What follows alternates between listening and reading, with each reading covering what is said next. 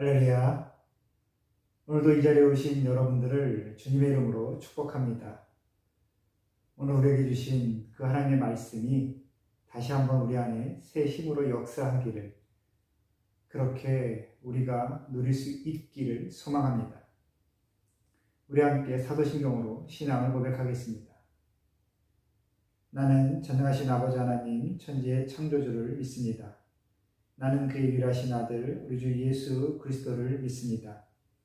그는 성령으로 잉태되어 동정녀 마리아에게서 나시고 본디오 빌라도에게 고난을 받아 십자가에 못 박혀 죽으시고 장사된 지 사흘 만에 죽은 자 가운데서 다시 살아나셨으며 하늘에 오르시어 전능하신 아버지 하나님 우편에 앉아 계시다가 거기로부터 살아있는 자와 죽은 자를 심판하러 오십니다.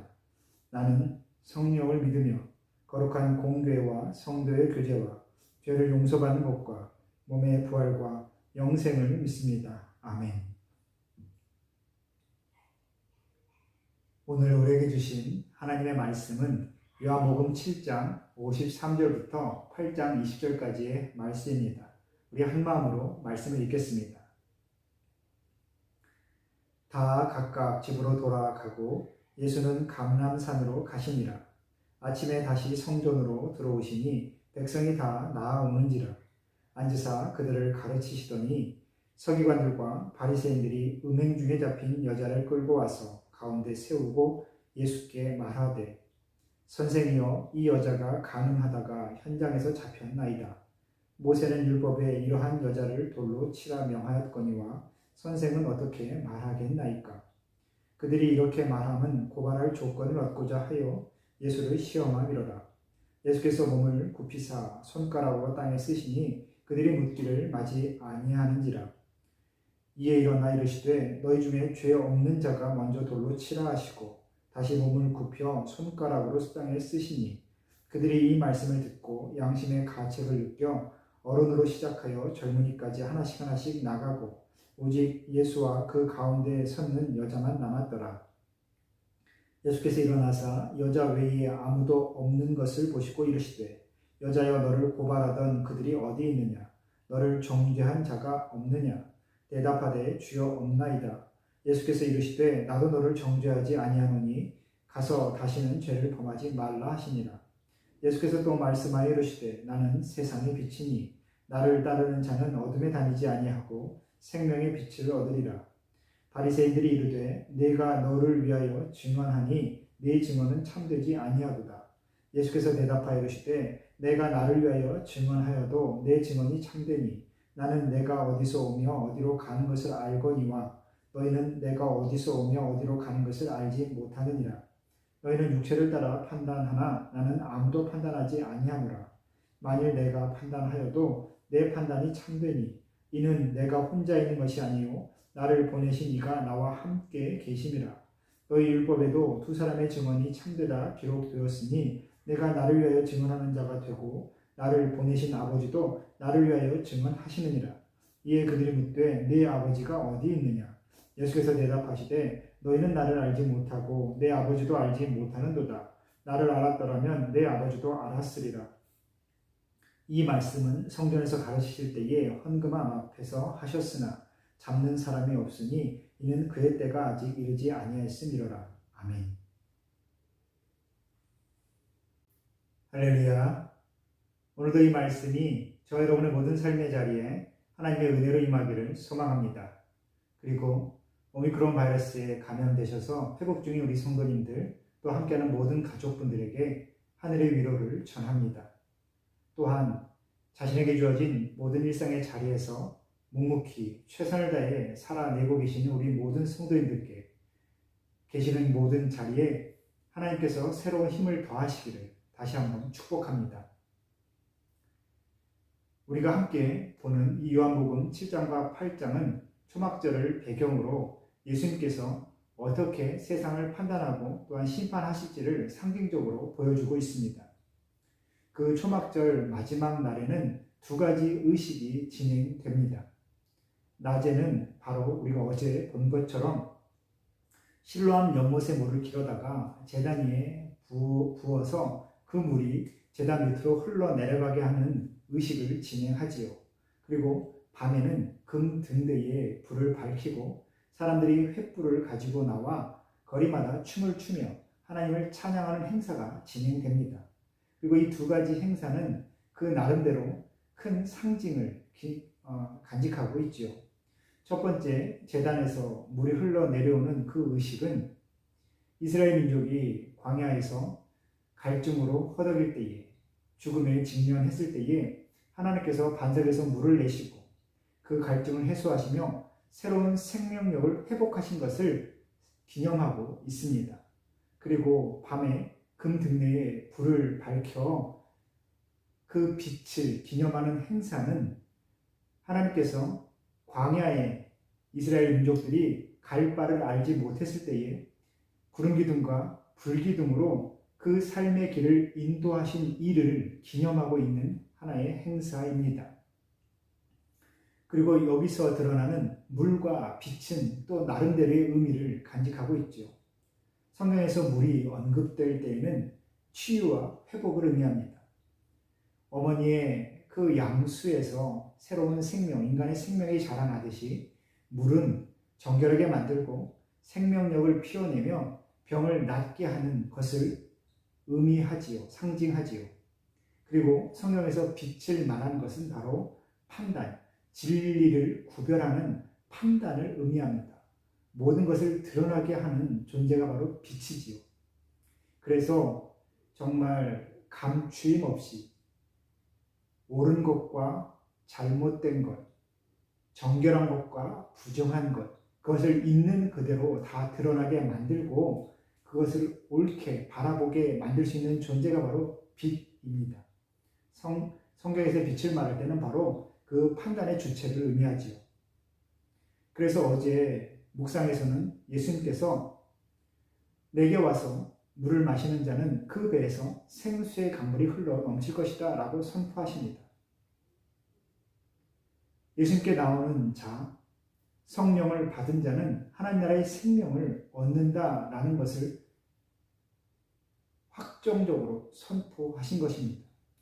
그리고 오늘 나는 세상의 빛이다 라고 말씀하시는 것은 이 땅에 감추인 모든 것까지 예수님께 나와왔을 때에 그것의 진면목이, 그 진심이 다 드러난다라는 것을 상징하고 있죠.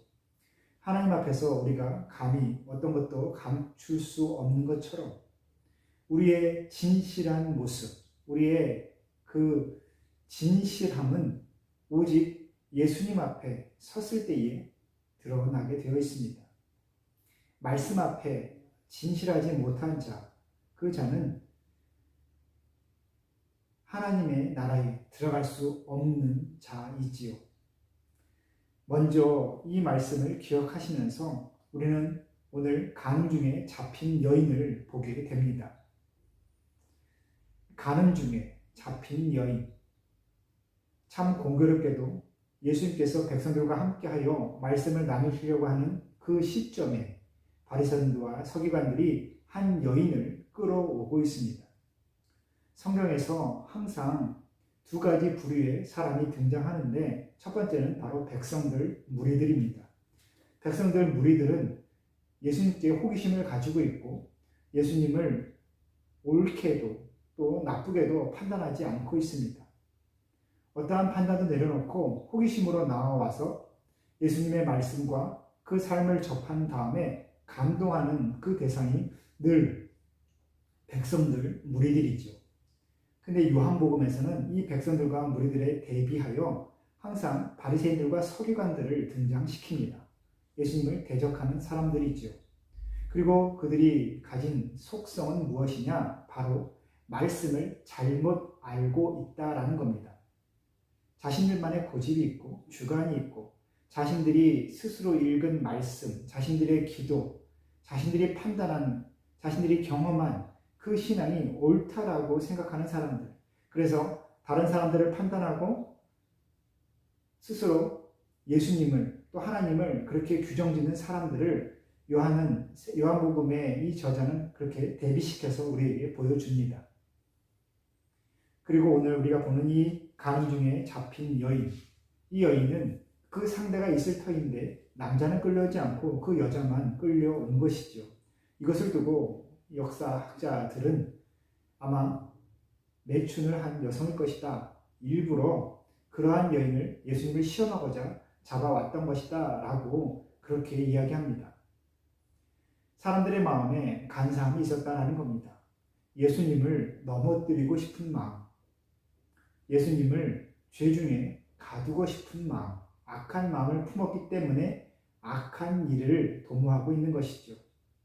여러분, 악한 마음을 품는다라는 것, 다른 사람에 대한 그 미움은 분명히 결과로 나타나게 되어 있습니다.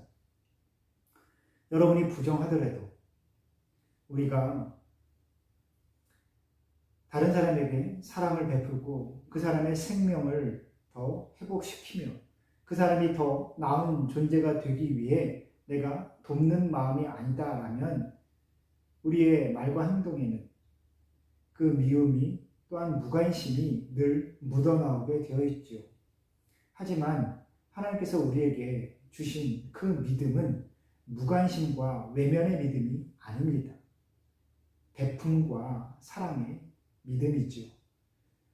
오늘 그 잘못된 마음으로 인하여 이들은 예수님께 나와왔고 결국 예수님 앞에 서서 자신의 그 진심이 드러나게 되어버립니다. 유대인의 그 율법, 모세의 율법에는 공동체를 죄로 오염시키는 그 원인을 반드시 제거하라라고 명령하고 있습니다. 공동체를 죄 중에 빠뜨릴 수 있는 사람들, 도둑질하거나 살인하거나 남의 것을 크게 해하거나 또한 음란함을 범하거나 하나님의 그 성전에 잘못된 일을 행하거나 잘못된 제사를 예배를 드리거나 그 모든 일을 했을 때 돌로 쳐서 죽여서 공동체의 죄가 오염되는 것을 막아라 라는 것이 모세의 율법이죠. 그래서 누군가를 고발해서 심판할 때는 그 잘못된 것을 본 사람이 그 잘못한 사람을 앞에 두고 많은 사람들 앞에서 그 사람이 범한 죄를 고발하게 되어 있습니다. 그리고 그 죄를 지은 사람의 머리에 죄를 고발한 사람이 손을 얹어 안수하고 먼저 돌을 치게 되어 있죠. 제일 먼저 돌을 던지는 사람이 바로 그 여자를, 그 죄인을 고발한 사람이다라는 겁니다. 직접 그 죄를 목도한 사람. 예수님께서 먼저 말씀하시죠. 너희 중에 죄가 없는 사람, 다른 사람의 삶을 판단할 수 있는 사람이 돌을 던져라 라고 선포하십니다. 그랬을 때에 예수님의 말씀이 그들의 마음속 깊은 곳을 격동시키자 바로 자신들의 삶에 그 진실이 드러나게 되는 것이죠. 그래서 많은 사람들이 차마 그 여인에게 돌을 던지지 못하고 그 자리를 떠나게 됩니다. 그리고 예수님께서는 그 여인을 그대로 보내시죠. 하지만 이 여인의 그 죄를 완전히 용서하신 것은 분명히 아닙니다. 오늘 말씀 보시면 다시는 죄를 범하지 말라라고 분명히 선포하십니다. 이 여인의 죄는 씻어지지 않은 것이죠. 이제 이 여인에게도 자신의 죄를 온전히 고백하고 죄사함을 받아야 되는 그러한 의무와 책임이 주어진 것입니다. 하지만 자신의 잘못함이 드러난 것은 사실이죠. 그리고 이때에 예수님께서 나는 세상의 빛이다 라고 말씀하십니다. 여러분, 우리의 진심, 우리의 삶의 그 진실, 그 모든 것은 예수님 앞에 나아갔을 때에 드러나게 되어 있습니다. 조금 더 다른 쪽에서 말씀드리면 저와 여러분의 삶의 결과, 결실도 예수님 앞에 갔을 때에 그것의 진심이 드러나는 것입니다. 다른 사람이 판단하는 것이 아니죠. 여러분 혹시 요즘 마음에 어려움이 있으신 분들 계십니까? 지금까지 최선을 다해 살아오셨지만 직장에서 좋은 평가를 받지 못한 분들 계실 터이고 이 어려운 시기에 참 많은 고민으로 어떻게 회사를 경영하시고 업무를 감당해야 될지 참 고민이 많으신 우리 성도들 계시리라 믿습니다. 또한 가정과 또한 자신의 삶, 자녀들과의 그 모든 관계, 지금까지 계획했던 모든 일들, 때로는 허무하게 느껴지고 또 불안하게 흔들릴 때도 분명히 있으실 것입니다. 하지만 여러분, 그 모든 것을 돌아볼 때에 오직 하나, 하나님의 시선만을 우리가 기억하면 되겠습니다. 하나님께서만이 여러분의 삶을 판단하시고 여러분의 시간을 주관하십니다. 다른 사람이 여러분들의 그 시간을 주관하는 것도 아니고 여러분의 삶을 판단하는 것도 아닙니다. 사람들의 시선보다 하나님의 시선을 더 깊이 체감하시기를, 간직하시기를 바랍니다. 오늘 이 사람들의 시선에 의해 자신들의 삶을 그렇게 끌어왔고 예수님의 그 말씀과 그 행적도 사람들의 시선에 따라 그렇게 공감하며 판단하려고 했지만 스스로 예수님 앞에 나왔을 때에 그 모든 일에 그 진실이 드러나듯이 결국 우리의 모든 삶도, 우리의 모든 삶의 결실도 예수님 앞에 나아갔을 때만이 그 진실이 드러날 것입니다. 그리고 우리 예수님께서 이러한 모든 판단의 주체시다라는 것, 오직 하나님께서 우리의 삶을 창조하신 분이시고 내 삶의 결과를 책임지시는 분이다라는 것, 그것을 우리가 믿음으로 이 어려운 시기를 더욱 담담하게 평안하게 이겨내기를 소망합니다.